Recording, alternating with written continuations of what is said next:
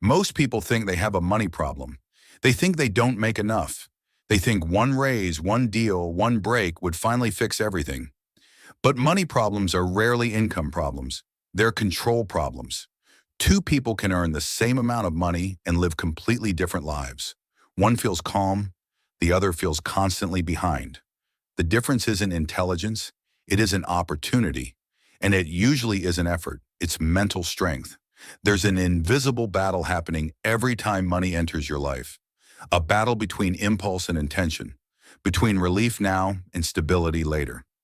Most people never notice it. They just feel the result: stress, regret, the quiet frustration of wondering where the money went.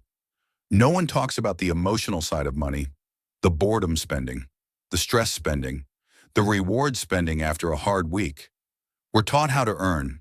We're rarely taught how to handle. Earning money feels productive. It feels like progress. Control is quieter.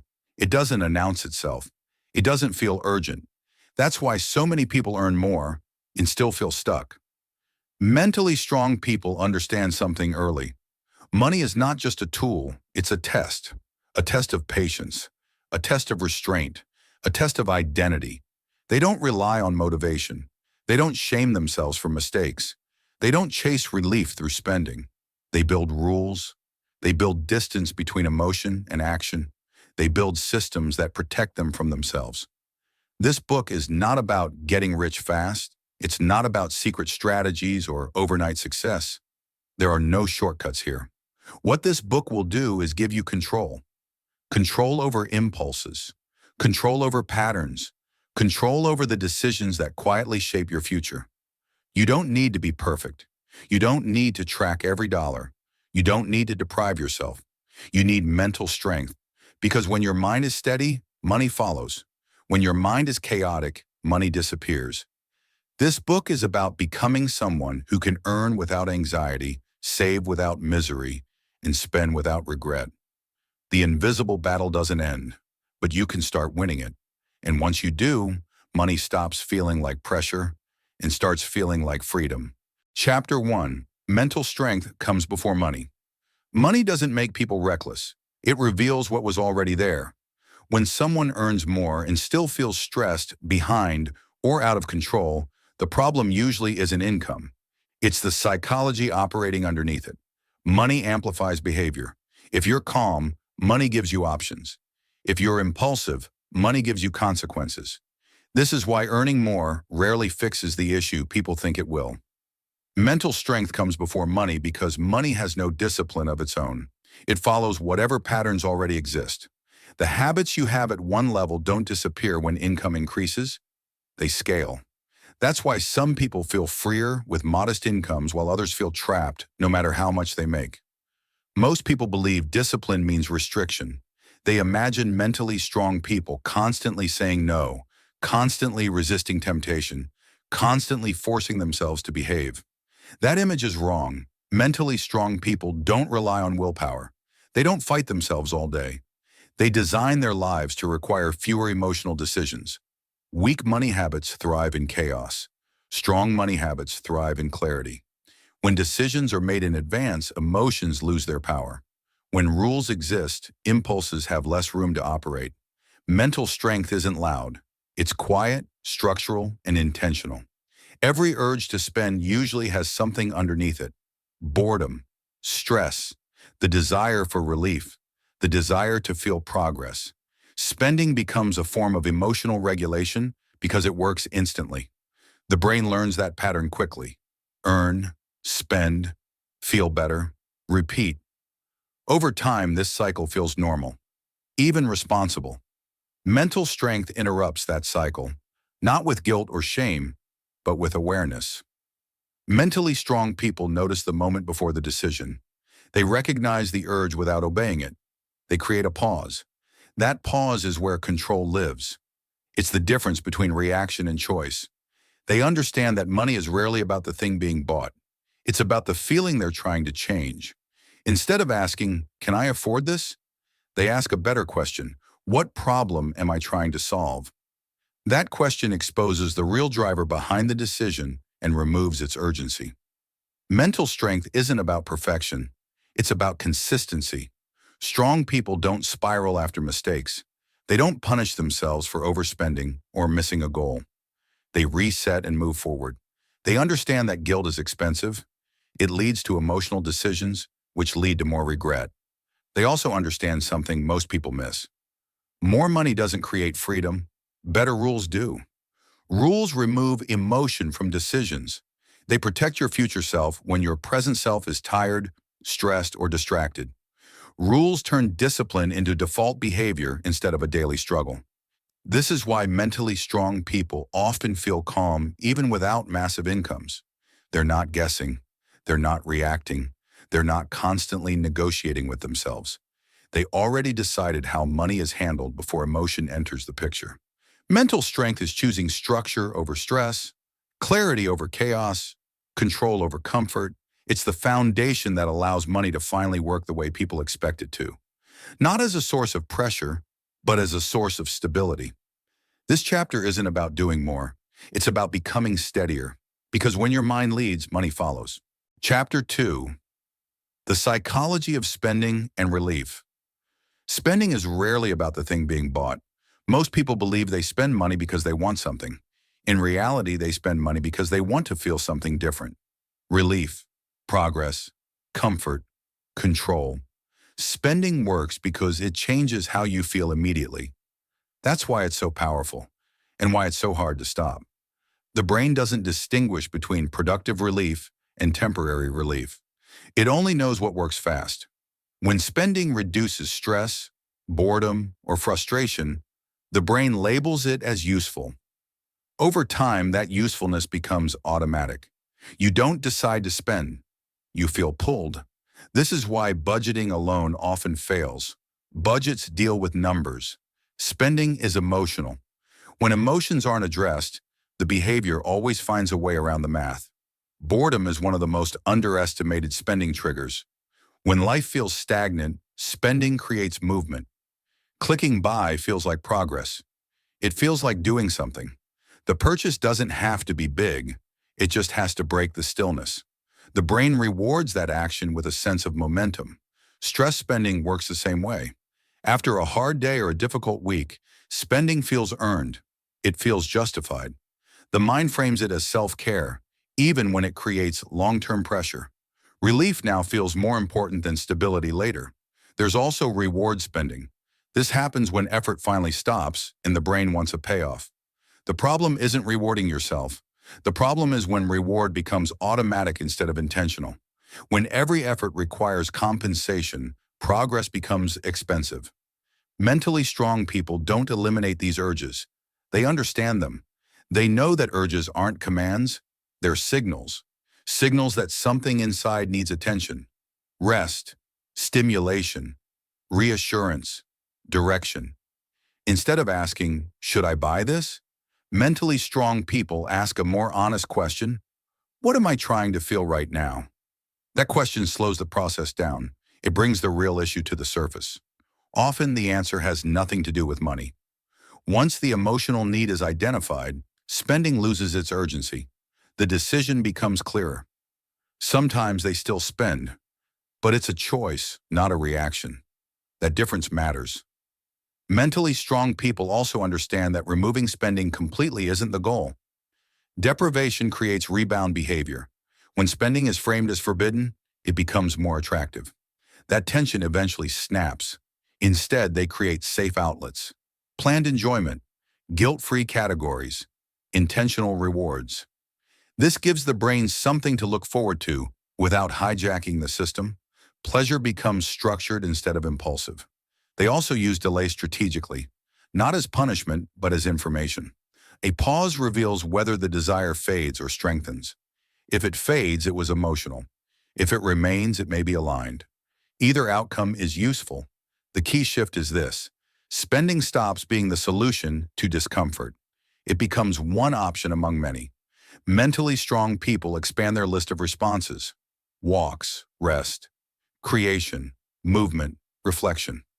Spending no longer carries the entire emotional load. When spending is no longer responsible for regulating emotions, money becomes lighter. Decisions become quieter. The constant background tension fades. This chapter isn't about stopping spending. It's about stopping spending from doing jobs it was never meant to do. Because when money stops managing your emotions, it finally starts serving your life. Chapter 3 are discipline without misery. Discipline has a bad reputation. Most people associate it with restriction, deprivation, and constant self-denial. They imagine discipline as forcing yourself to do things you don't want to do over and over again. That version of discipline doesn't last. It creates tension, resentment, and eventually rebellion. Mentally strong people use a different kind of discipline, one that doesn't rely on suffering, one that doesn't require daily battles with willpower. Their discipline is quiet, practical, and designed to reduce effort, not increase it. They understand that willpower is unreliable. It fluctuates with sleep, stress, mood, and energy. Depending on it means your money habits change, depending on how tired or overwhelmed you feel. That's not discipline. That's gambling. Instead of asking themselves to be stronger, they make their environment simpler. They remove unnecessary choices. They decide once, ahead of time, and let the decision stand. This turns discipline into a system rather than a test of character. Most bad money decisions don't come from greed. They come from decision fatigue. Too many choices. Too many moments of just this once. Each decision drains a little energy until the easiest option wins by default. Mentally strong people protect their energy. They create rules that handle routine decisions automatically. These rules aren't rigid. They're supportive. They don't say never. They say, this is how I operate. For example, they don't debate every purchase. They already know what category it comes from and whether it fits. There's no emotional negotiation, no internal argument. The decision has already been made by a calmer version of themselves. This is why their discipline doesn't feel heavy. It feels relieving. Fewer decisions, less noise, more consistency. Another mistake people make is confusing discipline with punishment. When they mess up, they tighten restrictions. They cut all enjoyment. They try to make up for the mistake. This backfires. Punishment creates pressure, and pressure leads to more emotional decisions. Mentally strong people reset instead of punish. They acknowledge the mistake without attaching identity to it. They don't say, I'm bad with money. They say, that didn't align. I'll adjust. This keeps trust intact, and self-trust is more important than any budget. They also understand that discipline without enjoyment isn't sustainable. If money becomes a constant source of restraint, the mind looks for escape. That escape usually comes in the form of impulsive spending. So mentally strong people schedule enjoyment on purpose. They decide where pleasure belongs. This removes guilt and prevents rebellion. Enjoyment becomes part of the system, not a leak in it. Their discipline isn't about saying no to everything. It's about saying yes intentionally, yes to stability, yes to clarity, yes to future ease. Over time, this kind of discipline creates calm, not because life becomes perfect, but because money decisions stop feeling personal. They stop feeling emotional. They become mechanical in the best way. This chapter isn't about becoming stricter. It's about becoming smarter with your energy. Because discipline that depends on suffering will fail. Discipline that depends on structure will quietly win. Chapter 4. Delayed gratification that actually works. Delayed gratification is often misunderstood. Most people think it means forcing yourself to wait, white-knuckling desire, denying enjoyment now for some vague promise later. That version rarely works. It turns patience into punishment, and punishment eventually creates resistance. Mentally strong people don't delay gratification to suffer. They delay it to gain leverage. Waiting isn't the goal. Control is. They understand that the point of patience is not deprivation. It's positioning. When saving feels pointless, it's usually because progress is invisible. Money goes into an account and nothing happens. No feedback, no reward, no sense of movement. The brain doesn't respond well to that. It needs evidence that effort matters. This is why many people struggle to save even when they want to. The future benefit feels abstract, while the present desire feels real. The brain will always choose what feels real unless something changes. Mentally strong people make the future feel closer. They give saving a shape, a purpose, a visible finish line. Instead of saying, I should save more, they decide what that money represents. Calm, options, space to breathe. Those ideas turn numbers into meaning. They also break waiting into pieces. Instead of one distant reward, they create milestones. Progress becomes measurable. Each step reinforces the behavior. Saving no longer feels like waiting, it feels like winning. This changes how anticipation works. Anticipation becomes enjoyable instead of frustrating. Knowing something is coming feels good when progress is clear. The mind relaxes because it trusts the plan. Mentally strong people also understand that delayed gratification doesn't mean never enjoying money. It means choosing timing intentionally. Pleasure isn't eliminated, it's scheduled. That removes urgency and stops impulse from hijacking decisions. They don't ask themselves to be patient indefinitely. They ask themselves to be patient with purpose. That distinction matters. Purpose gives waiting a reason.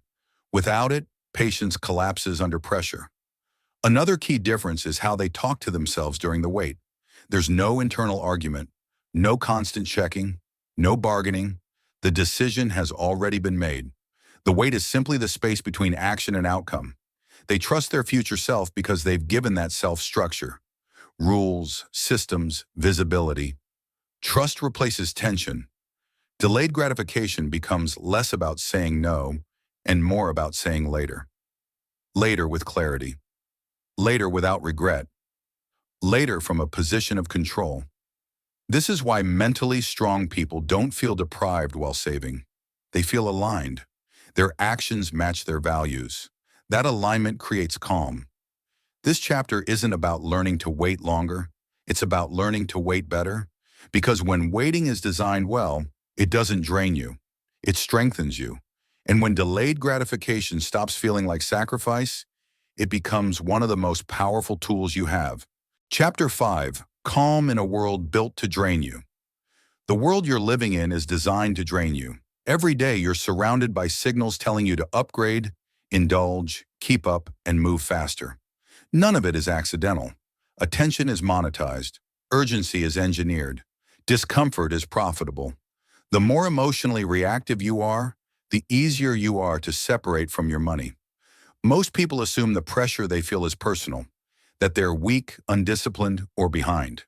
In reality, they're responding normally to an abnormal environment. When you're constantly exposed to comparison, advertising, and artificial urgency, calm doesn't come naturally. It has to be built. Mentally strong people recognize this early.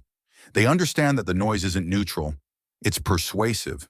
It's designed to create dissatisfaction with what you already have. Once dissatisfaction takes root, spending starts to feel like a solution instead of a choice. Social comparison plays a powerful role here. You see highlights, upgrades, and milestones without context. You don't see debt, stress, or trade-offs. Your brain fills in the gaps with assumptions, and those assumptions quietly shape behavior. Spending becomes a way to close an imagined gap. Mentally strong people don't eliminate comparison. They limit its influence. They create distance between themselves and constant input. Less scrolling, less exposure, fewer voices competing for attention. Calm increases when stimulation decreases. They also understand that panic is contagious. When everyone around you seems to be rushing, upgrading, or reacting, it creates a sense that you should be doing something too. Even when nothing is actually wrong, panic spending often feels rational because it feels synchronized with the world. Calm, in contrast, feels lonely at first. It doesn't mirror the urgency around you. It feels slower, quieter, but it's where clarity lives. Mentally strong people choose calm on purpose. They don't wait for it to appear. They build routines and boundaries that protect their attention and emotional energy. They understand that attention is upstream from every financial decision. This doesn't mean they ignore reality. It means they filter it. They decide which information deserves access to their emotions and which doesn't. Not every sale deserves excitement. Not every trend deserves participation. Not every opportunity deserves action. They stop treating urgency as truth. Just because something feels immediate doesn't mean it matters. Just because something is available doesn't mean it's necessary. Calm creates space to tell the difference. Over time, this changes how money feels. Decisions slow down, pressure fades, the background anxiety most people carry quietly disappears. Money stops feeling like a constant test. This chapter isn't about escaping the world. It's about moving through it without being pulled in every direction. Because calm isn't weakness. Calm is resistance. And in a world designed to drain you, calm becomes one of the strongest financial advantages you can build. Chapter 6. Making more money without losing control. Making more money doesn't automatically improve your life. In many cases, it complicates it. More income creates more options, but it also creates more pressure, new expectations, new habits, new ways to lose control quietly. This is why people can increase their income and still feel just as stressed, sometimes more. Mentally strong people understand that earning more only helps if control stays intact. Without that, higher income simply raises the stakes. The margin for error gets smaller. The consequences get louder. This is why they're cautious about growth. Not fearful, intentional. They don't chase every opportunity just because it promises more money. They evaluate what that money will cost in time, energy, focus, and peace. They understand that not all income is equal. Some money buys freedom, some money buys stress. Mentally strong people are selective about which kind they pursue. They also resist lifestyle creep. Not because they hate enjoyment, but because they understand how quickly expansion becomes obligation. Bigger income often invites bigger commitments, and commitments reduce flexibility. Flexibility is a form of wealth most people underestimate until it's gone. Instead of upgrading everything at once, mentally strong people expand slowly. They let their nervous system adjust. They allow new income to stabilize before changing their lifestyle. This prevents money from becoming another source of pressure. When extra money comes in, their first instinct isn't to spend it. It's to decide what role that money should play. Should it create buffer, reduce risk, buy time, increase optionality? Those questions come before any purchase. They use additional income to strengthen their foundation, to remove friction, to simplify, to make life easier, not louder. This is how money becomes supportive instead of demanding. Mentally strong people are also careful with side hustles and additional work. They don't romanticize constant activity. They pay attention to mental bandwidth. More income that drains focus and energy can weaken decision-making everywhere else. They understand that burnout is expensive. When mental strength erodes, money decisions suffer. Impulses increase. Short-term thinking takes over. Control slips quietly. So they build income in ways that are sustainable, repeatable, aligned with how they want to live. They prioritize systems over sprints, stability over spikes. They also separate identity from income. They don't tie self-worth to how much they make. This keeps them from overreaching, overspending, or proving something through money. Income becomes a tool, not a scoreboard. This is why mentally strong people often look conservative from the outside. Fewer dramatic moves, fewer visible upgrades, less noise. But underneath that calm exterior is strength, optionality, resilience. This chapter isn't about earning less. It's about earning without losing yourself, about letting money expand your life instead of consuming it. Because more money only helps when it increases control. And control is what mentally strong people protect above everything else. Chapter 7. Recovery, not perfection. Mistakes with money are inevitable. No matter how disciplined or intentional you are, there will be weeks where you overspend, miss a goal, or make a decision you wish you hadn't. What separates mentally strong people from everyone else isn't the absence of mistakes. It's how they respond to them. Most people respond with guilt. They replay the decision. They criticize themselves. They tighten restrictions. They promise to be better next time. This emotional spiral feels responsible, but it's actually damaging. Guilt doesn't improve behavior. It increases stress, and stress leads to more reactive decisions. Mentally strong people don't punish themselves after a mistake. They reset. They understand that punishment creates pressure, and pressure weakens judgment. Instead of asking, "Why am I like this?" they ask, "What happened and what do I adjust?" They treat mistakes as information, not identity. A bad week doesn't mean they're bad with money. It means something in the system failed. The rule was unclear. The environment was stressful. The expectations were unrealistic. Fixing the system is more effective than blaming the person. This approach preserves self-trust, and self-trust is critical. When you stop trusting yourself, you stop planning. You stop making clear decisions. You default to reaction. Mentally strong people protect self-trust because they know it's the foundation of consistency. They also understand that perfection is a trap. When the goal is perfection, any deviation feels like failure.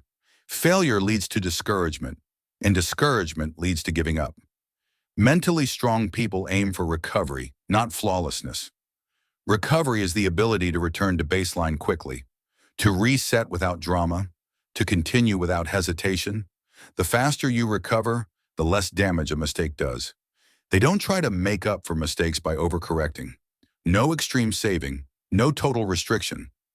Overcorrection creates imbalance, and imbalance leads to backlash.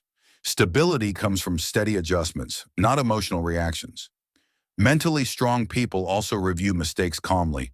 They look for patterns instead of isolated events.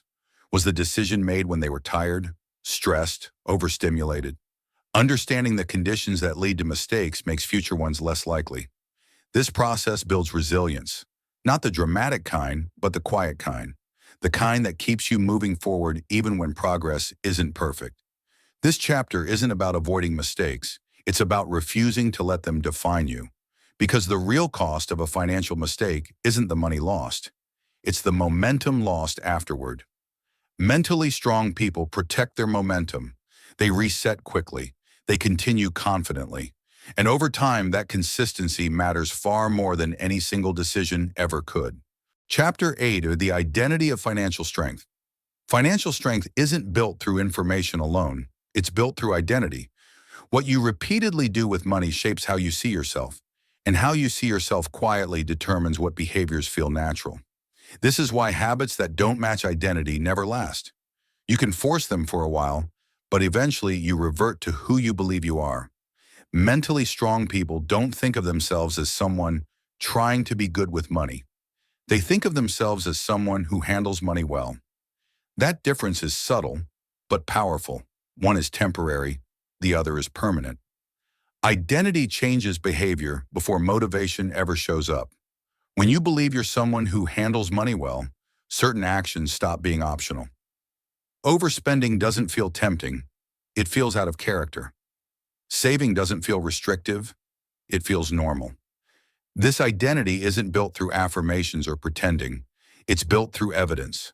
Small, repeated actions that prove something to yourself. Each intentional decision becomes a vote for the person you're becoming. Mentally strong people focus on those small wins. They don't wait for massive milestones to feel confident. They notice consistency. They notice restraint when it would have been easy to give in. They notice recovery after a mistake. These moments quietly reinforce identity. They also avoid tying identity to numbers. Net worth, income, account balances. Those things change. When identity is attached to outcomes, confidence becomes fragile. Mentally strong people anchor identity to behavior instead, to how they decide, not what they have. This creates stability. When income drops or expenses rise, identity stays intact. They don't panic because their sense of self isn't threatened. They trust their process. They trust their ability to respond. Another key difference is how they talk about money internally. There's no drama, no catastrophizing, no constant emotional narration. Money decisions become neutral, practical, almost boring, and that's a good thing. Boring decisions compound. Mentally strong people don't need money to excite them or validate them. They don't use spending to prove success or worth. They let their life speak quietly for itself. This removes pressure from money and allows it to serve its actual purpose. Over time, this identity becomes self-reinforcing. Calm decisions lead to calm outcomes. Calm outcomes reinforce calm decisions. The cycle strengthens itself. This is why mentally strong people often look unremarkable on the surface. Fewer flashy moves, fewer dramatic swings, less visible urgency. But underneath that simplicity is depth, control, confidence. This chapter isn't about becoming someone new. It's about becoming consistent with who you already are at your best. Because when handling money well becomes part of your identity, discipline stops being effort. It becomes default. And when that happens, money no longer feels like something you manage. It feels like something that finally fits. Conclusion: the calm advantage. Money doesn't become calm all at once. It becomes calm gradually, not because income suddenly changes or because life becomes easier, but because you do. The pressure fades as your decisions become steadier. The noise quiets as your rules become clearer. What once felt urgent starts to feel optional. That's the real shift this book points toward. Most people spend years trying to fix money by adding more income, more effort, more complexity. Mentally strong people do the opposite. They subtract chaos. They subtract emotion from decisions. They subtract urgency where it doesn't belong. Over time, that subtraction creates space. Space to think, space to choose, space to breathe. When money stops controlling your mood, everything changes. You stop measuring progress by how fast things move and start measuring it by how stable things feel. Calm becomes the signal that things are working. This doesn't mean life becomes perfect. Unexpected expenses still happen. Temptation still shows up. The world doesn't stop pushing, but you stop being pulled so easily. You stop reacting on autopilot. You stop handing control to whatever emotion shows up first. Mental strength turns money into a background system instead of a constant foreground stress. Decisions get quieter. Confidence becomes less performative and more internal. You trust yourself because you've built a track record of consistency. That trust matters more than any tactic. It's what allows you to plan without anxiety, earn without pressure, and spend without regret. It's what allows you to recover quickly when things don't go perfectly. This is the long game of money, not excitement, not shortcuts, not hustle, stability, clarity, control. The habits you build quietly compound. The rules you follow without drama protect you. The identity you reinforce through small decisions becomes unshakable over time. Eventually, money stops feeling like something you have to manage constantly. It starts feeling like something that supports your life instead of competing with it. That's when freedom shows up, not as a sudden event, but as a steady presence. You don't need to obsess over money to handle it well. You don't need to be extreme to be effective. You don't need to win every decision to move forward.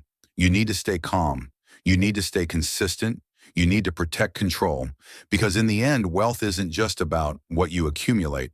It's about what no longer has power over you. And when money stops pulling at your attention, your energy returns to where it belongs, your life. That's the advantage of mental strength.